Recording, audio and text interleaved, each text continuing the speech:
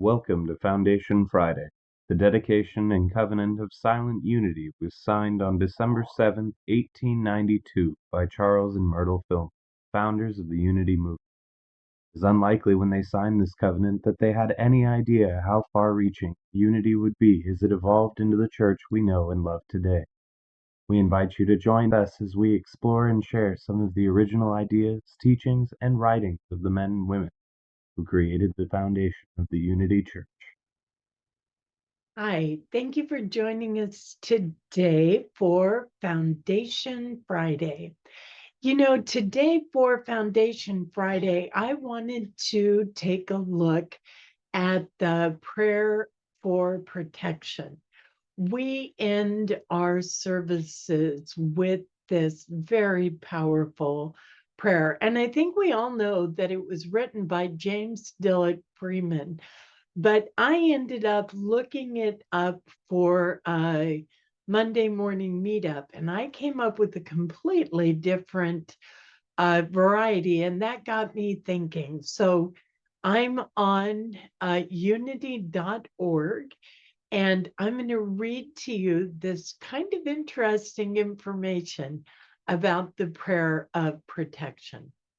Since James Dillard Freeman wrote its first draft in 1940, the prayer for protection has been one of the most repeated and impactful lines of prayer verse in the English language.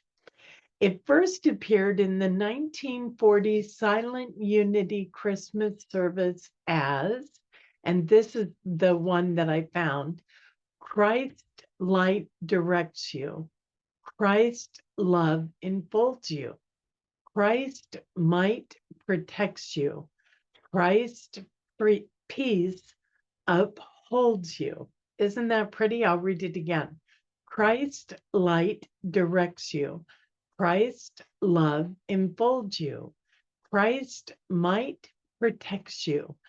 Christ peace upholds you. By March 1942, a four-line version that we know today appeared, printed on the inside back cover of His Protecting Spirit, which was also written by Freeman.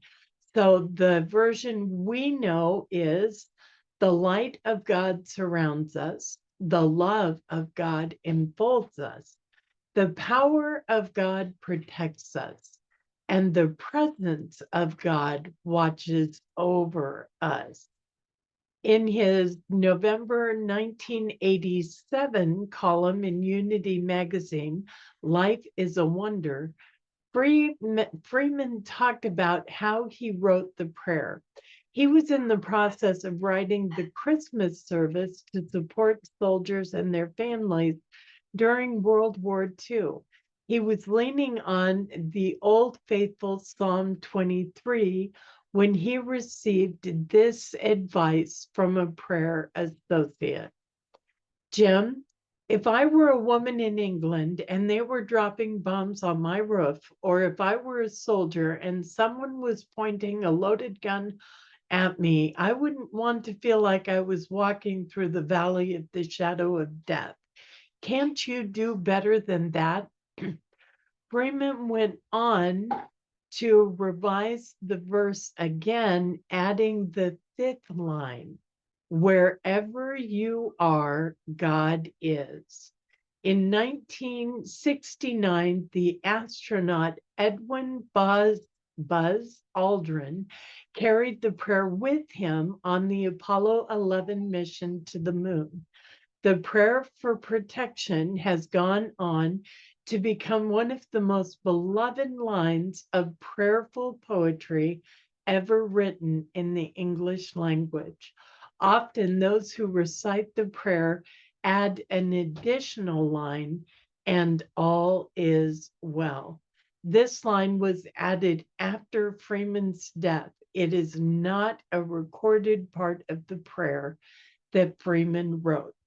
So that is more on the prayer of protection. I hope you've enjoyed this Friday Foundation reading of the Prayer of Protection. Thank you so much. God bless. Thank you for joining us, and let's stay connected and grow in spirit. We are on Facebook. Search for Unity Church of El Cajon and follow us and like our posts. You can reach us on YouTube at Unity Church of El Cajon. Please subscribe to our channel, watch our videos, and leave comments which can help us improve. We are on the web at unityofelcajon.org.